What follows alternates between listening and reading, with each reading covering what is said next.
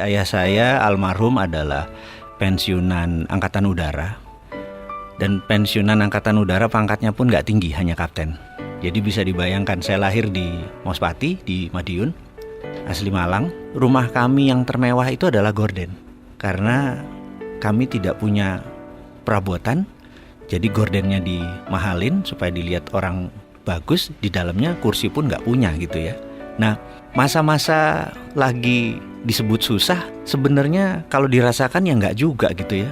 Karena hampir tiap hari ketawa juga tuh gitu ya. Makan apa adanya juga kita seru-seru aja. Jadi sebenarnya kata susah tuh sebenarnya nggak ada gitu ya. Dan jalan seperti biasa. Tapi ada moral lesson atau pelajaran yang saya dapat dari almarhum ayah saya adalah terpaksa nyambi kan. Jadi selesai kerja jam 2 itu nyambi, pakai truk tentara itu ke Cepu nganter tembakau. Ya memanfaatkan peluang-peluang usaha gitu ya. Nah pada saat itu saya ikut ayah saya masih 4 tahun, 5 tahun di samping. Dan disitulah kesempatan saya belajar pelajaran bisnis Jawa. Yang itu saya pakai untuk disertasi saya waktu sekolah dulu. Akhirnya saya menggunakan metode ini. Jadi ada ternyata untuk makmur itu katanya nanti Indonesia gemah rimpah rojinawi joroyo royo itu ada kata toto tentrem kertora harjo gitu ya. Jadi untuk kertora harjo itu kita harus tentrem gitu.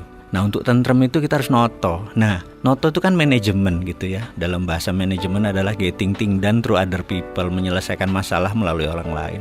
Ternyata di Jawa itu melalui almarhum ayah saya cerita bahwa di Jawa itu toto itu ada 6 step, yaitu toto, titik, titis, tetek, tutuk, tuntas gitu. Nah, pelajaran itulah yang selalu saya teringat sampai saat ini di kepala 5 usia saya ini. Manajemen Jawa yang menurut saya luar biasa itulah akhirnya menjadi platform saya berbisnis. Dan dari dulu memang akhirnya saya pegawai itu hanya batu lompatan saja gitu. Nah, singkat cerita, sebagai orang kampung, cita-cita saya adalah sekolah ke Amerika. Dan ini mission impossible. Karena saya pindah ikut orang tua saya ke Palembang, 5 tahun tinggal di sana, kemudian Balikpapan hampir 7 tahun. Bisa dibayangin saya kelas 2 SD, saya menggunting rumahnya Donald Trump itu, White House. Dan selalu saya bilang sama diri saya mau sekolah di sini. Suatu hari kalau zaman dulu kan kita main kelereng tuh, ngambil kelereng dari kantong, kelerengnya jatuh, gambar itu juga jatuh. Teman-teman lihat di Palembang, ngomong begini, apa nih? Aku bilang, aku nak sekolah di sana. Mak mano? Wong dusun gitu. Nggak mungkin. Saya bilang, enggak. Saya mau sekolah di sana itu gitu. Walaupun kita diketawain di garger-garger.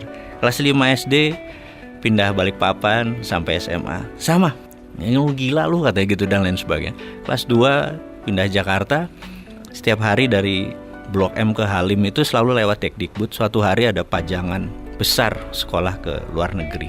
Dan saya berkata, kesempatan. Saya mendaftar. Pengumuman saya ingat banget karena nilai ijazah saya 6, paling tinggi 8 agama. 1, nggak mungkin lah gitu. Tapi saya pede dalam hati bahwa saya sekolah ke luar negeri. Pengumuman keluar, nggak ada nama kita. Karena saya emang dari pertama mau ke Amerika. Sementara zamannya Pak Habibie itu, tahun 84, 85, 86 itu kan disekolahkannya ke Belanda atau ke Jerman gitu ya. Saya ngotot. Terus seminggu kemudian dapat surat harus ke Dekdikbud. Hadirlah kita ke tempat itu dan dikatakan, kamu kurang ajar, kamu ngerusak tugas saya, kamu bahasa Inggris nggak bisa, matematik jelek semua, tapi mau ke Amerika ngimpi kamu gitu. Dan dimarahi. Intinya setelah 15 menit dia marah, kamu berdua berangkat ke Amerika. Kaget gitu. Karena rupanya ada 6 tempat ke Amerika yang daftar cuma kalian berdua. Jadi bagi saya itu banyak moment of greatness bahwa kata siapa harus punya uang yang banyak, kata siapa harus punya sekolah pinter-pinter amat gitu. Yang penting adalah ya bondo nekat gitu loh. Pede aja dan nggak pernah ngerubah mimpi.